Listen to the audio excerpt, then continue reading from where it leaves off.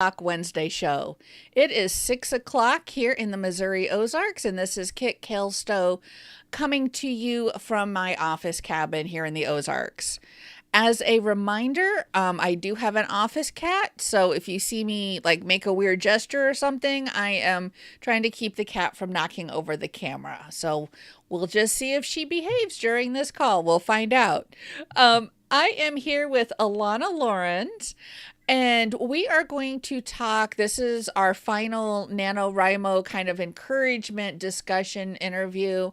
So, we're going to talk about her experience with NaNoWriMo and her book, Remnants of Fire, which, if you are watching the video of this, you can see here next to my face. And so the book is up there. All of the links, as always, are in our show notes. So, if you're encouraged to purchase the book, and I'm sure we both hope you are, you can go out to the show notes and click on the link and purchase it from your favorite ebook retailer. So welcome. Thank you so much for being here. I am so glad that you've agreed to be on the Right Talk Wednesday show. I'm so happy to be here. I always like to talk about books, of course, and also NaNoWriMo, so it is a perfect match for me. Wonderful. Well, why don't we start by telling our listeners and our viewers just a little bit about yourself? Okay, I am a former floral designer, pizza maker, lawyer. I was a family law attorney for 30 years, and now I can finally write full time. So I have published 26 books. 27 and 28 are coming out in the spring, and the rest of the time I spend marketing. So that's about me. Wow, well that's great. I think that speaks to something that I'm a big proponent of, and that is if you find a way to write and a way to market that kind of works for you, then you can have a really nice, career with some longevity behind it. So that's amazing. I just want to, give you a shout out for that, because that's 26 books is a lot. They've come along so regularly that I really lose track. And, every once in a while somebody says, well, how many have you done? And then I actually have to stop and count them. And I'm like, wow, where did that come from? I guess, there were a lot of crimes I didn't do on the street because I could do them on paper. That's good. I like that line. That's a very good one. So, since we are talking about NaNoWriMo, did you encounter that early in your writing career, or was that something that you came to later? Much later, actually. I hadn't even heard about it perhaps until I was about 40. And I was just getting started publishing novels about that time. And, I saw in the writing, once I got hooked into the writing community, I would see people talk about NaNoWriMo, and they were just jazzed about it. And I couldn't understand what the excitement was about. And so, I went over and checked it out probably 15 or 16 years ago. And, immediately I thought it was a great thing. I mean, NaNoWriMo is something that says you don't have to be a novelist for the rest of your life. You don't have to be a novelist any longer than 30 days. But for 30 days, we give you permission to do this. And you can spend your time and put 50,000 words on the page. And, people can justify that to themselves, to their families, to, workers, coworkers, I'm just going to take this 30 days and see if I've got it. And so I thought it was an amazing thing. It really is. And I love that attitude, take 30 days and just see what happens. Because one of the things I stressed during the prep was, don't put a lot of pressure on yourself. Don't try to stress yourself out over it. It's not worth it. Is that kind of how you think about NaNoWriMo, which is do what you can do and that's what you can do, or? Well, I've done it for probably that 15 years. Every November I've done some form of it. And even if I don't win, if I don't complete the 50,000 words, I have written 20,000 words that I wouldn't have gotten otherwise. Or 1 year, I took a couple projects that I hadn't finished and just gave myself permission to continue to write those and finish the projects, even though that's kind of out in rebel land, as the nano people call it. You can use it as a tool. You can, add a sequel to something you've already written. You can, uh, write a short story for an anthology. It's, a novella length. You can do a lot of different things with that time period. And having all the other folks who are doing it with you is so encouraging. You have your personal buddies that are on the list, but you can see, how many words people have written around the world, and you think we all did this together, and it's really a wonderful thing. It really is. And to me, that's, I, I admit I haven't done nano in a great many years. As I mentioned to you before, I am in my last semester of my undergraduate degree. And so there was no way I was doing nano this year. I was Right. like, no. No, um, you got important things to do. yeah. But I think one of the things that I loved that when I've done nano is that there's just this community and you can connect and you can see what other people are doing and you kind of feed off each other with the energy. Did you kind of, it sounds like you kind of had that experience as well. I have, and I really enjoyed in past years going to the forums, and there were several different forums where you could um, throw out a question, like, I have a police officer in my story and they need to do XYZ thing. And, is there anybody out there who knows the procedure for that? And there's always somebody. There was always somebody who would say, "Oh, well, yeah, this is what you have to do." And I, as a lawyer, I got a lot of there were people who wrote in questions about, okay, in courtroom procedure, how would this work? And I was always glad to say, well, first the bailiff would come, and then the sheriff would bring people in, and then this would happen, and then that would happen, and I was glad to help somebody else do their thing. That's great. I know, just kind of as a note, I saw an email. They're revamping the forums. So the forums aren't available right now. So if you're watching this going, why are there no forums? That is Yeah. why. Um, but that was how, my nanos were like in the late 2006, 7, 8, 9s.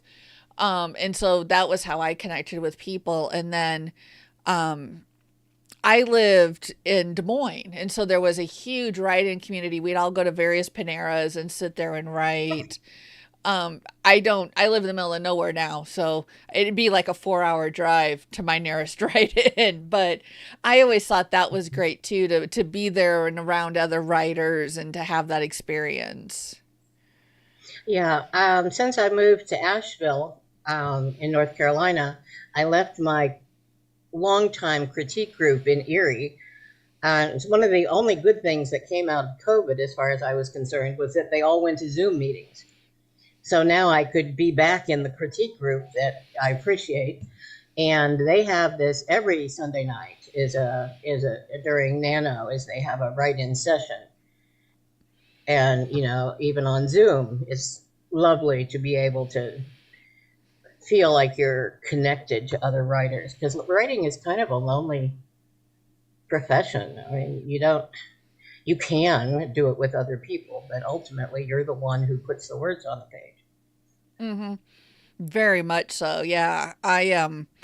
I count myself very fortunate. My spouse is also a writer. So Oh, you are lucky. yeah, so I have kind of a mini community here on the homestead, but I mean, I can tell him what's going on or I can ask him questions because we have different skill sets and like you said, have somebody to ask questions to as far as, does this work or whatever and that's always really nice. So, let's segue just a little bit and talk about your book Remnants of Fire. Was that a nano book?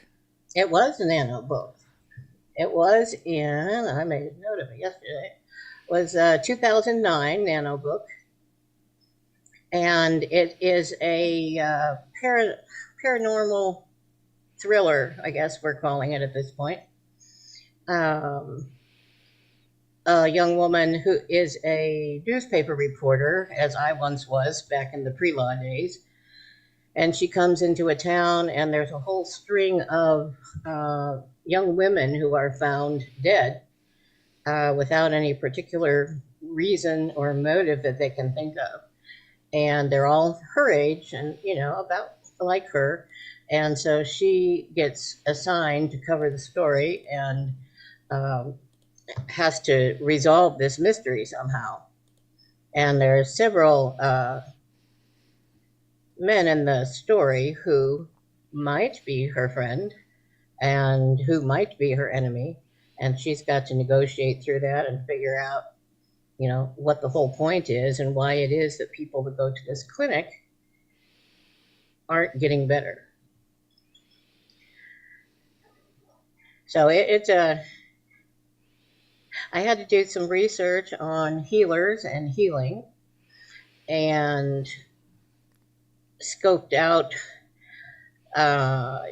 other ways of investigation. We set this a couple years ago, so it's not quite the way that newspapers are run today. But those of us in the old days, we don't do it as the way they do now. And I was able to incorporate one of my coworkers at my newspaper in South Florida into the book. He was a lovely person, and he's since passed. And so it's just kind of a nice memory to have him in there. And he acts just like he did in real life in the story. And he's hilarious. Well, that book sounds so interesting. I know I was, putting everything together and I was like, "Oh my gosh, this sounds so fascinating." Let me go ahead and read the blurb for those of us who are listening here cuz yeah, Okay. I mean, it just totally grabbed me. Um so here we go. Looking for a fresh start, Sarah Woods takes a job as a news reporter in a small town. Her first assignment is to investigate a string of deaths, all young women her age linked to a local healing center with a strange reputation. The deeper she digs into the clinic, the harder it is to deny links to the paranormal. Can she figure out what is going on and who to trust before it's too late? Ta-da! Yeah. So, but no, I just thought that sounded so interesting. And one of the things I absolutely love about doing this show is I get to find out about, so many good books as if, any of us need more books to read. Cause Right, yeah, I mean, right. my to be read pile is amazing, but as everybody's is, but there's always so many good stories out there. And no matter what you're in the mood for, there's something you can grab and read. So, how did you come up with this idea? Because there's paranormal and then there's the healing and there's just so many elements all together that I thought were really uniquely done.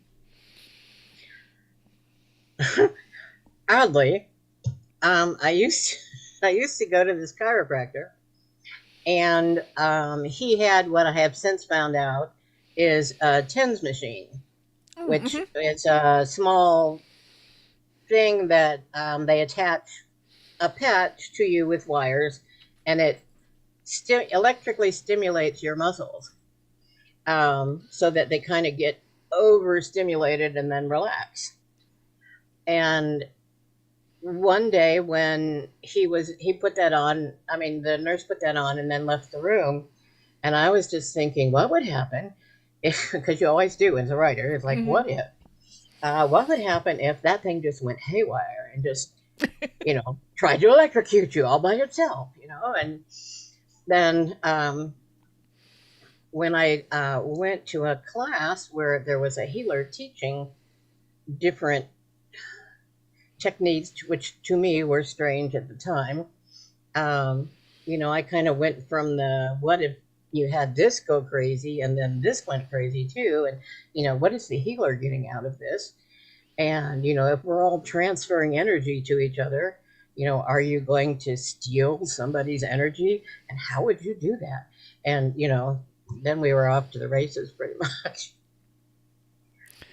Uh, I have to say I love my tens unit. I um have a tens unit, and in fact I'll put a link in the show notes because it's just a little thing. Cost me about $25 on Amazon, but amazing for my back and my fibro. So yeah, I totally love tens units. Um, Well, yours is under control, I'm sure, and not possessed by anything strange. as far as I know, it's under Very control. good. Yeah. I haven't explored all the buttons yet, but I've got the one Well, setting I like, and that's what I do. now the cat'll fix it for you. Watch out. Oh, I'm sure. I am sure. But yeah, and I'm a trained Reiki practitioner, so Okay. I totally get what you're talking about. Totally get it. Um, so, and I think that kind of gets to the idea that as writers, we can get ideas from anything or anywhere. Um, you know, I think, and I'm sure you're the same. Most writers I talk to, as well as myself, we have so many story ideas that at some point, we hope we can write them all down. Oh, you will never get them down. And usually if you don't write them down right away, there's 18 more, Hmm. and that one disappears. So if you have a good one, have a piece of paper by you all the time with a pen so you can write it down for sure. Yeah, piece of paper, app on your phone. I use Microsoft OneNote. I use OneNote to try to keep track of things. But yeah, Evernote, there's a million apps out there. You'll find one. Yeah. Yeah, I'm old school. Sorry. Oh no, I am too. I have notebooks. I just for the Oh, we all have notebooks, but we never write in them because they're too pretty to write in or whatever. But they're half full here and half full over here, and there's a couple more over there. And yeah. yeah. So is this a standalone book or is it part of a series? Right now, it's a standalone book, although I am, since we reissued it this year, I am definitely looking at, like you said, having more ideas than I can manage at the time. Looking at writing a follow up and moving the action from Ohio to Asheville, or scouting out places where things might occur and doing my research. So I think it might be fun to have this newspaper reporter out there ghost busting and whatever else she's doing. That would be very fun. Yes. Mm. Very fun. So and you kind of answered this a little bit, but when you're doing nano, do you try to work with like what needs to be written? Or is it a matter of like giving yourself permission during this month to write something new and fun or whatever? I've done it both ways. I know my one YA fantasy book, I spent all of October writing out character descriptions and figuring out plot lines and doing all the back research, on different crystals and gems and their powers and numerology and music study and all the things that I had to know. And then I sat down the 1st of November and I wrote that story, period, because I was ready to rock and roll. There have been other years when it was like, well, I'm kind of thinking I want to do this story or that story. And, like it was in a series and I had a contract for the next book. So I was like, well, all right, I'll use that. And basically, like I said, kind of use Nano as a tool to push through what needed to get done. So yeah, I've done it both ways. That's good. I kind of have too. I one of my last nanos was an idea that was total new genre, totally different than anything I'd written. But some of the previous ones I had done that. I'm like, okay, I need to do the next book for my publisher and And it's good to hear you talk about preparing too. Back when I started Nano, the book No Plot, No Problem had just come out. And so there was a real push to just dive right in on November 1st and just go for it and see what happens. But so many of the writers that I've talked to, and myself to some extent, have really talked about the importance of kind of setting up, an outline, character sheets, research, planning, and getting that all in line first. So it sounds like that's how you prefer to do your nanos. I do. I think. I mean, because I'm not just writing for fun. I'm not gonna. This is not a one and done. At this point, I consider myself a serious author, and so when I want to have a product at the end of the month that I can polish into something that's really going to be published, why wouldn't you? Why wouldn't you sit down and really think about it? Not write, I mean, obviously not writing it because you can't write it until the first of the month if you're, playing the game.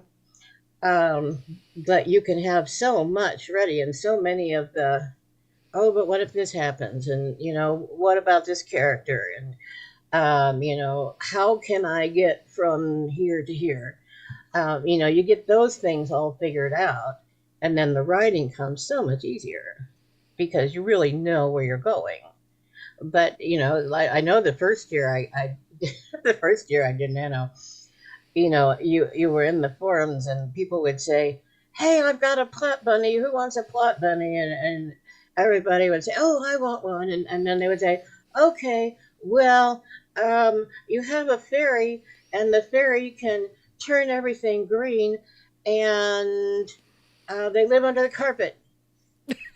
And then everybody would say, "That's great," and they would put it in their story somehow, and you were just like, "Wow."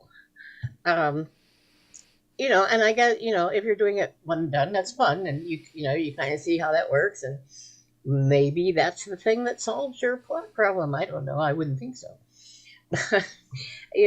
But if you're serious about it, I mean, I hope that you know pretty much where you're going. I mean, obviously, your characters and your situations speak to you as you move forward, and something that you thought was going to work out just this way turns out different, and that's okay. Then you sit and you figure out what will work because you and I both want to have people read our stuff. I mean, that's why we write it. We Yeah. want people to read it and enjoy it. So you want to make it good and you want to make it make sense, or else people are going to be not reading your stuff. Very true, very true. So, just to remind anybody who's tuning in or who is going to catch us on Twitch or on YouTube, this is the Right Talk Wednesday show. And if you are just tuning in and you've missed the first part or something else is going on, you can always catch the video on the YouTube channel, which is youtube.com/@ Epona Author Solutions. It stays up there forever, or on our website. We also archive everything on the website with the show notes and everything. So we're you know we're probably going to be wrapping up here soon. One of the things I'd like to ask is, do you have any advice for people who are doing nano, and maybe more specifically, you got, I don't know, I have to do math now. About 6 hours and 1 day left to finish your Yeah. 50,000 words. What advice would you give people? And I would give myself the fact that I can't do 25,000 more words in the next day and a half. But for people who are, closer to target, um, it really does come easier as you get toward the end. I mean, as you are approaching things and you've got most of your plot in motion, and you see the strings tying themselves together as you get there. It really does write faster.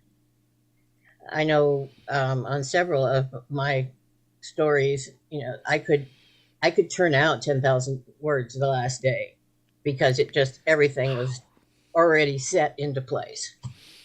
So, hang in there, keep working on it because, you're going to hit a flow and get that 50,000. You got that 50,000 right there in your sights, and you can do it. That's great. That's great encouragement. Yeah, I just recently, it was an essay project, which is apparently a thing now, for a class, but I just recently turned out about a 4,500 word short story in a day. And I kind of shocked myself. I was like, I didn't expect to do that, but yeah, it just whoop, it just flowed. So that's great Yeah, advice. the front is easy. The first 10,000 words. You're excited about your characters. You're excited about your plot. Everything's going good, and you hit about that 25 to 30,000, and you're like, "What am I doing?" And then once you get past that and move into the last 10,000 words, it flies. Yeah. I think all books do that though too. I've started writing novellas to kind of ignore that problem. I I Get to the 25, and you're all done. Yay! pretty much, yeah. Mhm. But yeah, I think that's part of the joy of writing there. But yeah, that's great encouragement. So, of course, everything is on the show notes. But where can readers find out more about you and your work? I know if you've got another pen name, if you want to talk about that real quick too. Okay. Yeah, I write romance and suspense under Alana Lorens. I also write science fiction and fantasy as Lindy Alexander. Lindy, each of us have a web page. It's lindyalexander.wordpress.com, and then alana-lawrence.com. Um, Actually, if you put Barbara Mountjoy in a Google machine, either or both of those will come up, and so you can find them there.